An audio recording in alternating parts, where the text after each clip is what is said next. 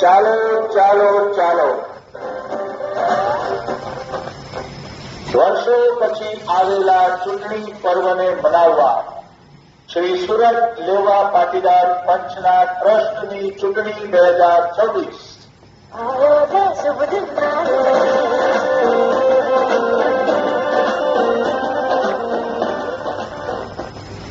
પ્રગતિ panel સમાજની પ્રગતિ માટે પરિવર્તનની લહેર લઈને આવી છે. પ્રગતિ પેનલ સમાજના આગેવાનો માટે નવો જુસ્સો, વિશ્વાસ એટલે પ્રગતિ પેનલ. સમાજના નાના અને મધ્યમ વર્ગોના ઉત્થાનની આશા અને પ્રબળ ઈચ્છા શક્તિ એટલે પ્રગતિ પેનલ. પ્રગતિ પેનલના ઉમેદવારો છે અનુક્રમ નંબર 2 દેવાનભાઈ સાકરલાલ છરીવાલા, અનુક્રમ નંબર 8 સુનિલ નરેન્દ્રભાઈ છરીવાલા, અનુક્રમ નંબર 9 તેજસ અરવિંદભાઈ પટેલ અને અનુક્રમ નંબર 10 વિજય બાબુભાઈ છરીવાલા. તારીખ 31 મે 2026 રવિવાર.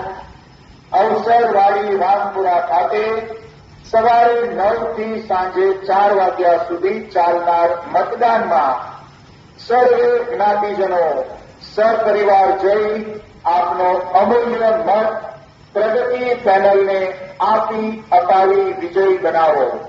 યાદ રાખો, પ્રગતિ પેનલનું નિશાન છે છત્રી. પ્રગતિ પેનલના ઉમેદવારોના ક્રમાંકો છે 2, 8, 9 અને 10. 4 મત આપવા ફરજિયાત છે. 4 થી ઓછા કે 4 થી વધુ મત આપશો તો આપનું મતપત્રક રદ ગણાશે. તેથી 4 મત અચૂક આપજો. છત્રીની બાજુના બોક્સમાં ચોકડીનું નિશાન કરી આપનો મત પ્રગતિ પેનલને અચૂક આપશો. પ્રગતિ પેનલ જેનું નિશાન છે છત્રી, જે આપે છે પરિવર્તન અને પ્રગતિની ખાતરી. સંકલ્પ બોલકે हमको निकल पड़े हर द्वार खोल के लगन के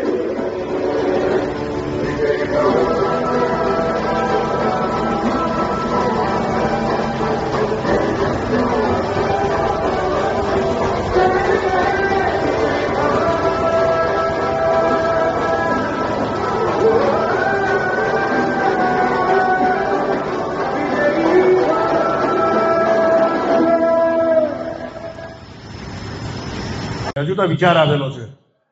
અમને ઉમેદવારી નોંધાવી અને 17 દિવસ થયા નથી. અમે ડિક્લેર કરીએ છીએ કે સમાજની એપ હશે. 2 વર્ષથી હજુ આવી નથી. બહુ મોડા છો તમે. 2 વર્ષથી એપ ક્યાં દેખાય છે સાહેબ? આપો. ચાલુ છે.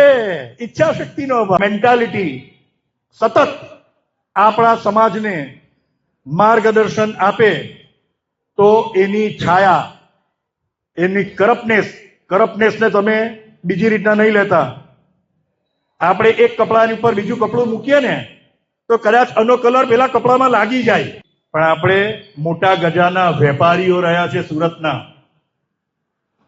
જરીનો વ્યવસાય હોય, હીરાનો વ્યવસાય હોય, ટેક્સટાઇલ મિલ હોય કે ટેક્સટાઇલ મશીનરી હોય, આપણો સમાજ હંમેશા અગ્રસર હતો, રહ્યો છે. અને હું જે ઘરની નીચે ઉભેલો છું તે